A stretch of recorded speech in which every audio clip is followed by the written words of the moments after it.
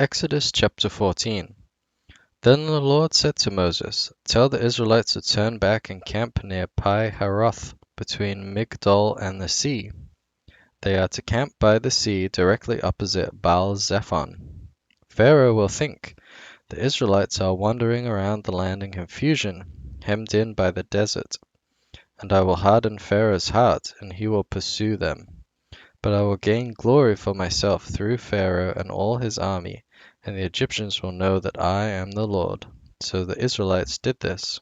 When the king of Egypt was told that the people had fled, Pharaoh and his officials changed their minds about them and said, What have we done? We have let the Israelites go and have lost their services. So he had his chariots made ready and took his army with him. He took 600 of the best chariots, along with all the other chariots of Egypt, with officers over all of them. The Lord hardened the heart of Pharaoh, king of Egypt, so that he pursued the Israelites, who were marching out boldly.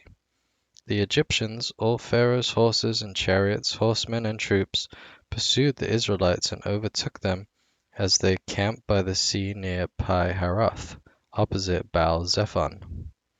As Pharaoh approached, the Israelites looked up, and there were the Egyptians marching after them. They were terrified and cried out to the Lord. They said to Moses, Was it because there were no graves in Egypt that you brought us to the desert to die? What have you done to us by bringing us out of Egypt? Didn't we say to you in Egypt, Leave us alone, let us serve the Egyptians? It would have been better for us to serve the Egyptians than to die in the desert.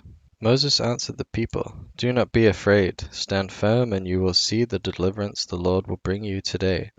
The Egyptians you see today you will never see again. The Lord will fight for you. You need only to be still. Then the Lord said to Moses, Why are you crying out to me? Tell the Israelites to move on. Raise your staff and stretch out your hand over the sea to divide the water, so that the Israelites can go through the sea on dry ground. I will harden the hearts of the Egyptians so that they will go in after them, and I will gain glory through Pharaoh and all his army, through his chariots and his horsemen. The Egyptians will know that I am the Lord when I gain glory through Pharaoh, his chariots, and his horsemen. Then the angel of God, who had been traveling in front of Israel's army, withdrew and went behind them. The pillar of cloud also moved from in front and stood behind them, coming between the armies of Egypt and Israel.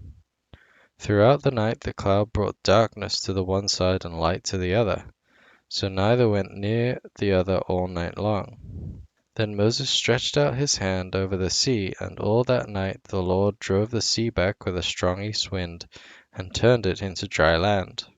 The waters were divided, and the Israelites went through the sea on dry ground, with a wall of water on their right and on their left.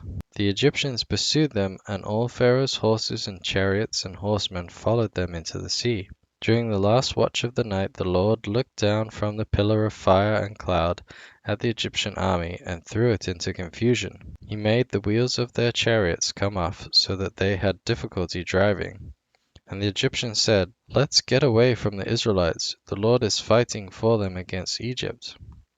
Then the Lord said to Moses, Stretch out your hand over the sea so that the waters may flow back over the Egyptians and their chariots and horsemen. Moses stretched out his hand over the sea, and at daybreak the sea went back to its place. The Egyptians were fleeing towards it, and the Lord swept them into the sea. The water flowed back and covered the chariots and horsemen, the entire army of Pharaoh that had followed the Israelites into the sea. Not one of them survived.